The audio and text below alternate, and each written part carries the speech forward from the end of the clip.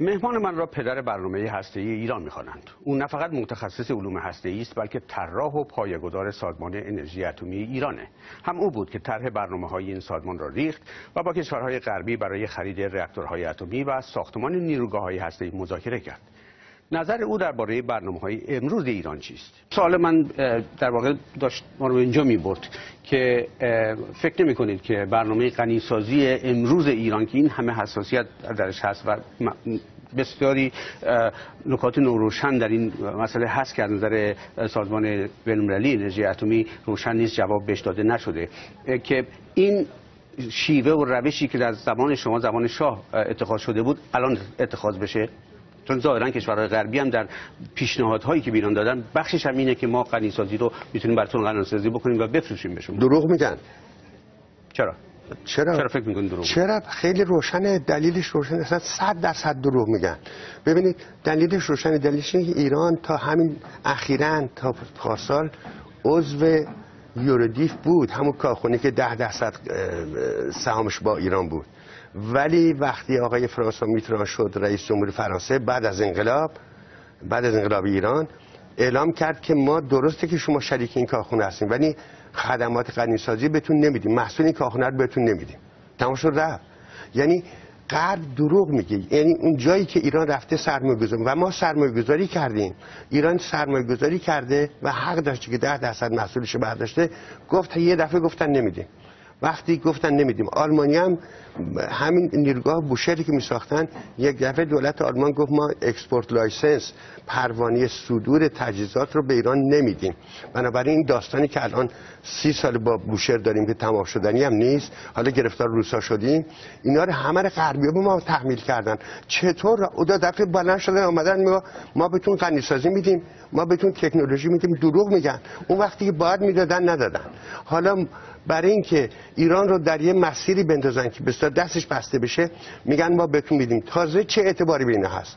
اون وقت به ما گفتن میدیم، شریک شدیم، گفتن میدیم، فرداش گفتن نمیدیم. اگه حالا گفتن میدیم و قراردادم ببندم، قراردادم ما داشتیم 5 سال دیگه نیروگاه هم ساختیم، آمدن گفتن سوخت نمیدیم. ما چیکار کنیم؟ الان آقای اعتماد چه اعتمادی به این کشور غربی هست؟ مذاکرات با ایران شروع شده و ظاهرا ایران به بخشی از این خواسته ها هم، یعنی بخشی از این خواسته رو قبول کرد. مطلقا صحبت از اینه که ایران بخشی از یورانیوم غنیسازی شده به غلظت بسیار پایین رو به روسیه بده و بعد به فرانسه بده و به صورت غنی شده 20% به بالا به ایران پس بدن برای سوخت نیروگاه. نخه. اگه ایران رو قبول کرده شما چرا قبول نمی‌کنید؟ همین نیست. همین مطبوعات غربی اشکالی نیست که هر فرق نمی‌کنه هر کشوری. ببینید یه اتفاقی که میفته، هر کسی برای فیس سیوینگ خودش، برای اینکه چیز بکنه، حفظ آبرو یه جور دیگه مسئله مطرح می‌کنه. اصلا این مسئله با مسئله غنی کردن یورانیوم به ایران ارتباط نداره. حالا مسئله چیه؟ با نیروگاه هم ارتباط نداره، با آینده هم ارتباط نداره. مسئله اینه که یه راکتور تحقیقاتی در تهران هست، مرکز تحقیقات اتمی تهران، یه راکتور تحقیقاتی است که امریکا به ایران داده بود و این راکتور سوختش تمام شده. یه دفعه هم رفتن سوخت، از کجا گرفتن دین گذاشتن، حالا 2 دفعه سوختش تمام شده. سوخت اون راکتور تحقیقاتی که راکتور بسیار کوچیکی است، 5 مگاواتی، حالا تمام شده و سوخت 20% غنی شده 20% میخواد. ایران اومد اعلام کرد که ما سوخت 20% میخوایم، بسیار ایرانیوم غنی شده 20% میخوایم برای این راکتور. حالا من سوالم اصلا اینه که چطور شد یه دفعه حوازشون کردن ایرانی بگید 100 بتونیم، چرا 5% شو نمیدادن؟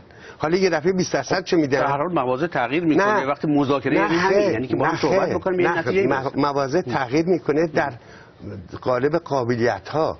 حالا که میدونن ایران تکنولوژی غنی کردن ایرانیوم داره، اگه ندن میره خودش میکنه، میگن بله فوری میدیم. یه روزه گفتن بله روسیه و فرانسه آمدن گفتن میدیم، ولی اون وقت که نداشت 5% هم نمیدادن. ولی آقای اعتماد شما این بدبینیتون نسبت به این مذاکرات و غرب و غیره اینا یه خود فراتر از اینا میره. شما در جایی صحبت از این کرده بودید که حدود 1 سال پیش به یک نشریه آمریکایی گفته بودید که ایران نمیبایست در سال 1968 پیمان منع گسترش هسته‌ای امضا می‌کرد. بله. چرا؟ من اگه بودم، من اون وقت که ایران امضا کرد من سر کار نبودم، اگه بودم نمی‌داشت. برای اینکه این قرارداد دو تا اشکال اساسی داره. یکی این که منصفانه نیست، یکی این که خارجی اصلا رعایتش نمی‌کنن. آخه ببینید قراردادی است بین ضعیف‌ها و قوی‌ها. قوی‌ها اصلا فکر میکنن که این قرارداد برای ضعیف‌ها تحمیل به ضعیف‌ها درست کردن و خودشون اجرا نمیکنه. حالا بنده اگه فرصت داشت بودم میگم چرا اجرا نمیکنن. آمدن یخه ایران چسبیدن که تو فلان کاری که کردی دیر گفتی زود گفتی، این با NPT و قرارداد عدم گسترش سلاح هسته‌ای منافات داره، ولی خودشون نمیگن که اونجا تعهد کردن 40 سال پیش که برن برای خلع سلاح هسته‌ای در دنیا. اصلا 40 سال هیچ کاری نکردن. خودشون نمیگن که اونجا ضمن این که این کشورهایی که سلاح هسته‌ای ندارن تعهد کردن که سلاح هسته‌ای نسازن، اینا تعهد کردن که تمام تکنولوژی رو در اختیار کشورهایی که ندارن بذارن و رفتن در لندن در یک کلوب مخفی نشستن اینایی که تکنولوژی هستی دارن با خودشون یه لیستی درست کردن که این تکنولوژی رو به هیچ کشوری ندن. پس خودشون زیر این قرارداد عدم گسترش سلاح هسته‌ای زدن و بعد حالا تحمیلش می‌کنن به ایران و کشورهایی که اصلا قدرت ندارن. به همین علت این قرارداد که عرض کردم هم منصفانه نبود اولش و همین که مسلم قرارداد ضعیف با قوی هیچ وقت دوام نداره. شما در واقع معتقدید که ایران همین الانش هم باید خارج بشه از این معاهده؟ من اگه بودم خارج میشدم. خیلی خوب. من سریع براتون بگم. شما در واقع نه تنها از اونجا خارج میشدم، از آژانس هم خارج میشدم. آژانس بین‌المللی اصلا برای ما چه نتیجه داره؟ ما رفتیم عضو سازمان شدیم که بهش میگن واچ داگ ایجنسی، یعنی ما دزدیم اون سگم باید پشت سر ما. در مورد ایران که فقط نیست، در مورد همه کشورها. برای چی عضوش باشیم مثلا؟ چی ازش میگیریم؟ ولی شما آقای اعتبار شما به ته دلتون در واقع بمب اتم میخواین. من نه. شما در یک من معتقدم من این قرارداد من گسترش هسته‌ای به بمب اتم ارتباط نداره. شما باز با یک نشریه آمریکایی دیگه‌ای در ماه اوت سال گذشته گفتین که امریکا افکار عمومی دنیا رو طوری شکل داده که گویا ایران دارای سلاح هسته‌ای خطرناکه، در حالی که خطرناک نیست و این فقط برای حفظ به اصطلاح امنیت خودشه. ولی دلیل نمیشه که من بمب اتم میخوام. میگم حتی به من مملکت ایران رو در واقع توجیه میکنین که ایران سلاح هسته‌ای داشته باشه. خوب توجیه نمیکنم. من اونی که میگم میخوام بگم که اولا الان 9 تا کشور دنیا سلاح هسته‌ای دارن. حالا بذاریم کنار ایران. توی این کشورها ایران اصلا ایرانی خشش نیست.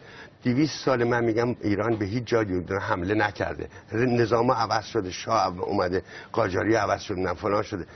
حالا در عرض این 200 سال بارها مورد حمله قرار گرفتیم، پدرمون در اومده، ولی ایرانی هیچ وقت به هیچ کشور دیگه حمله نکرد.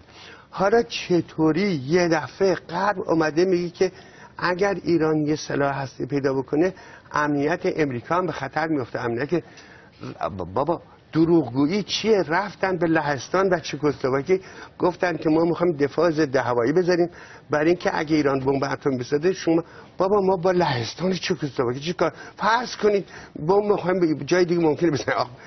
والا دروغ میگن. اینا دو افسانه میسازن برای اجرای سیاستاشون. به همین علت من با بمب اتمی موافق نیستم، ولی معتقدم اگرم ایران ساخت هیچ دورات طور نمیشه. اسرائیل ساخت طوری شد، پاکستان ساخت، خیلی مملکت خوبیه، خیلی دموکراتیکه، خیلی ثابته. اسرائیل خیلی ثابته. اسرائیل 60 سال با تمام همسایه‌اش داره میجنگه. خب شاید اینا بحثشون به همون دلیل میخوان ندارن کشورهای دیگه بپیوندن به این حلقه. پس منصفانه نیست. همینه میخوام بگم. بی خود میگن. پس یک مسابقه عجیب و غریبی در دنیا راه انداختن. اگر اینطوری باشه اگه اعمال زیر پس چرا عدم گسترش سلاح هسته‌ای میگن؟ ایران هم که میخواد بکنه. ببینا چه مربوطه. خیلی متشکرم آقای اکبر اعتماد در شرکتتون در برنامه. من خیلی خوشحال شدم که مدعو شما بودم و با هموطنانم صحبت کردم. متشکرم.